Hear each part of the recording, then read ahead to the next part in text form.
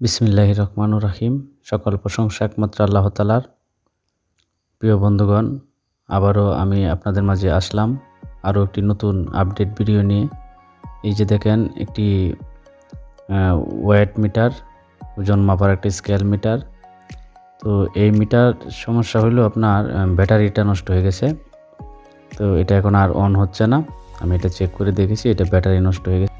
এই স্কেল মিটারের ব্যাটারি যেগুলো বাজারে কিনতে পাওয়া যায়, সেই ব্যাটারিগুলো আপনার হয় কি বেশি দিন আপনার টিকসই করে না। মনে করেন যে একটা ব্যাটারি আইনে আপনি লাগাইলেন, হয়তো ২-৪ ২০ দিন বা ১ মাস ২ মাস যায়, তা আবার এই ব্যাটারিটা চলে যায়। তো ভালো মানের ব্যাটারি সহজে বাজারে পাওয়া যায় না। তো এটার মাঝে ব্যাটারি, মনে করেন যে এগুলোর মধ্যে ব্যাটারি লাগাইতে অনেকেরই জীবন মানে অতিষ্ঠ হয়ে গেছে। যে ব্যাটারি লাগানোর পরেই ব্যাটারি চলে যায়। তো আমি এটা নিয়ে চিন্তা ভাবনা করে দেখলাম যে আসলে এটা কি করা যায়, কেন এই ব্যাটারিগুলো চলে যায়।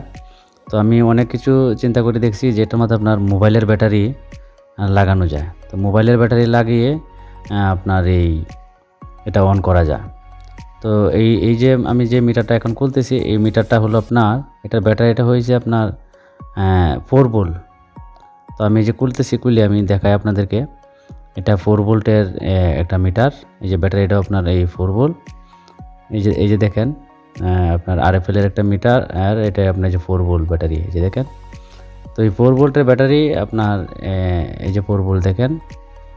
তো এই 4 ভোল্টের ব্যাটারি আপনি যদি যে কোনো 4 ভোল্টের ব্যাটারি আপনি এটার মধ্যে লাগান না কেন, এটা সার্কিট অন হবে।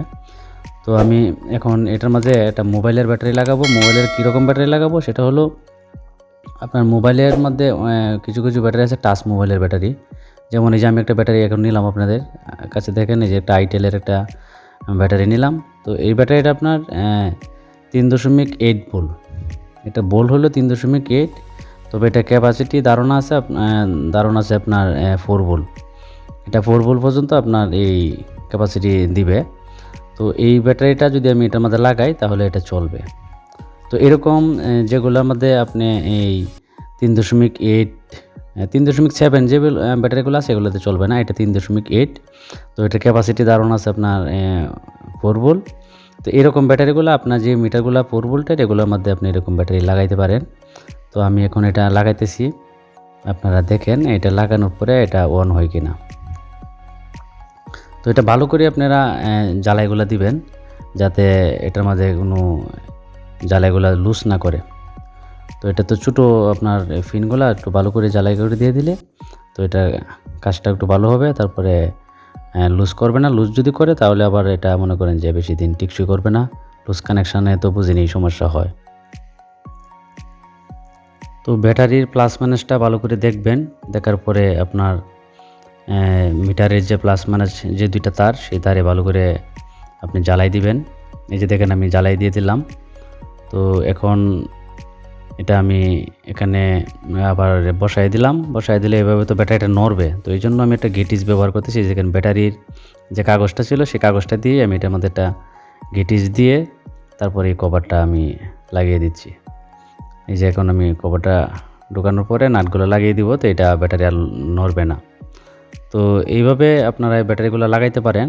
লাগানোর পরে ভালোভাবে নাটগুলো লাগিয়ে তারপরে আমি আপনাদেরকে দেখাই যে এটা অন হয়েছে কিনা বা আমার এই কাজটা সাকসেস হইল কিনা।